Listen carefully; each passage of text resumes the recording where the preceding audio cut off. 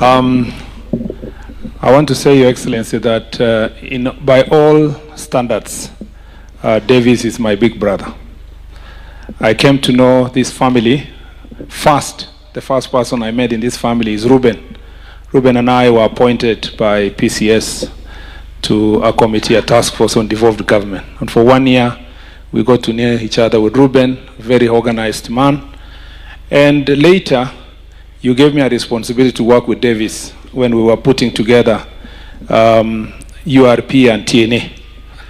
And during that time, Your Excellency, is when I learned a lot about Davis, his organizational skills that everybody is talking about here, his obsession with numbers, particularly performances of various political actors across the country, and sitting with him during that period, cracking numbers, and I understood what was going on in the country. One day when TNA and URP were coming together in Nakuru, he took me in one of his most silk cars, very organized man. And because he was the driver, when I arrived in Nakuru, everybody was praising me that I have a very good car and I have a very good driver in Davis. And so, Your Excellency, over that period of time, I have come to know Davis. I knew, and I was wondering all the time, this very polished man who is dressing very well and wearing very, I don't want, the last debate of 2 years ago, I don't want to put him in trouble. But Your Excellency, the truth is that even the things that people accused me publicly, when they were in the news that, I was wearing certain watch or certain shoe, Davis came to see me thereafter and apologized. He told me, I apologize for leading you to temptation, because he was the cause of all those problems, Your Excellency. That is the truth. And so I have always worked to emulate him and looked up to him as a big brother. And for Davis to bring us home here, he brought us here, we had lunch with Mzee, we have had moments with his father, with his entire family, and we have learned a lot. First is that this Mzee was very courageous. He brought his family very closely, but also they live together in one area. And they believe in, I think, land consolidation aspect. If it was in any other family, they would have fragmented this property to many parts. But these people are living in a very organized manner. That is one lesson I learned. Number two, I learned about family, friendship. Davis, though in his advanced age and being the second born, and Mzee is 93, he always talked about dad and mom.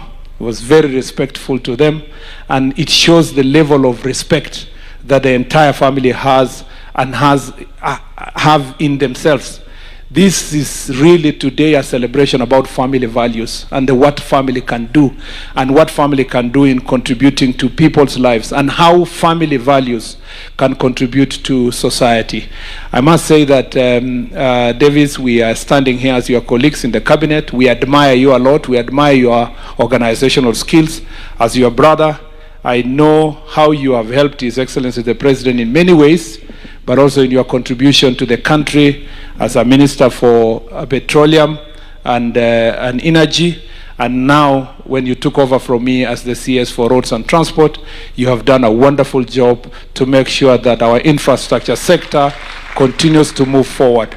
I am very proud of the work you're doing, and as you know, we continue looking up to you, continue setting the right example. Your Excellency, Junet said something very profound here. As a former Minister for Roads and Transport, when we came to office, you know very well that we had a commitment for roads for over 400 billion. And in that period of time, nothing was moving. And these are projects that are stalled from 2017, 2018, 2020. But you told us, wait a minute, there is something I'm doing. Let me re-engineer something fast. Let me stabilize the country. The economic survey that has been released yesterday is a testimony of the hard work you have put in turning around our country.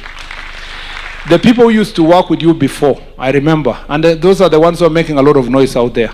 Every time you used to sit in room 6 with the economists, working on the numbers, trying to even coming up with an innovative formula of, G2G purchase of fuel, just to stabilize the country. If you hadn't sat there, think about the country. Those people, because we were with them, they kept saying, unajua sisi hatuelewi mambo ya economy, rais angekuwa angezunguka Kenya kuongelesha watu. But that period of time, 2023, 2024, the efforts you put in our economy are now bearing fruit.